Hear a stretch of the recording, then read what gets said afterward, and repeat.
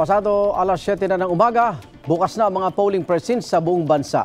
At balikan natin ang Pasong Tamo Elementary School sa Quezon City. Daron pa rin ang kasama natin si Maris Umali. Maris.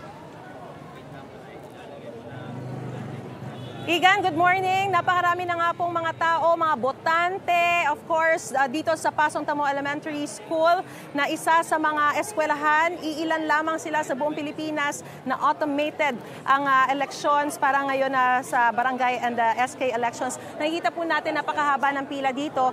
Ito pong mga taong ito ay yung mga naghahanap pa lang kung saan yung presinto nila, kung saan sila boboto, no?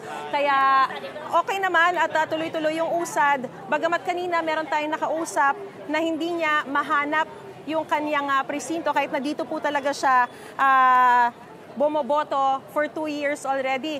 Sa punto po ito, tanungin natin, no, yung makikita natin mahaba na rin yung mga pila sa kanya-kanyang mga presinto. Ito pong mga pababa na ito ay ilan lamang sa mga nakatapos na, no? Ma'am, katatapos niyo lang pong bumoto. Kumusta naman po ang inyo pong pagboto? Meron po ba kayong parte doon sa proseso na nahirapan po kayo? Wala na po. Wala naman po, ma'am. Kasi memorize na yung precinct namin. Memorize na. Na ano.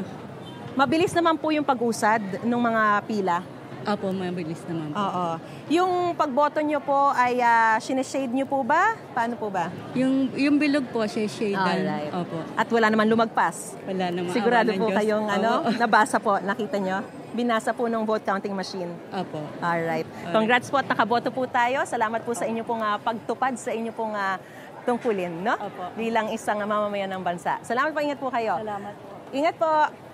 Alright, sa punto pong ito, makikita natin yung mga pila na po, no, sa kanya-kanyang mga presinto. Ito pong first floor ay para po ito sa mga PWD, mga senior citizen, at mga heavily pregnant women para hindi po sila mahirapan sa pag-akyat. Sa punto pong ito, may mga kausap po tayo. Tay, magandang umaga po sa inyo. Ako po si Mariz. Ako po si Ricardo Baydal. Kayo po ba ay nakapila o nakaboto na? Hindi po, puboto pa lang po. Pipila pa lang po. Anong oras po kayo pumunta rito? Mga alas 7. Alas 7. Opo. Talagang sakto doon sa Opo. opening. O hindi naman po kayo nahirapan sa Hindi naman po pagpila? kasi maluwag naman po eh. Nahanap niyo po kagad yung Opo. presinto ninyo? Opo. Kayo po ba ay handang-handa para sa automated elections? Oo naman. Tsaka, ano po ba? Memorize niyo po ba ang inyong Opo. boboto o may kodigo kayo? May kodigo na po ako. Alright. Good luck po sa Opo, inyo, opo. ha? At sana talagang basahin ang vote counting machine ng inyo pong boto.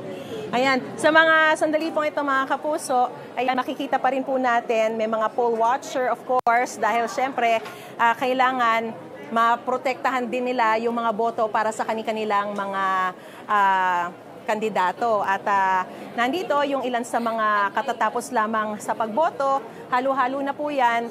And of course, makikita natin dito, ayan, pakita natin yung mga pila sa loob, puno ng mga bumoboto, pinapractice po nila ang kanilang tungkulin ngayon pong barangay and SK elections.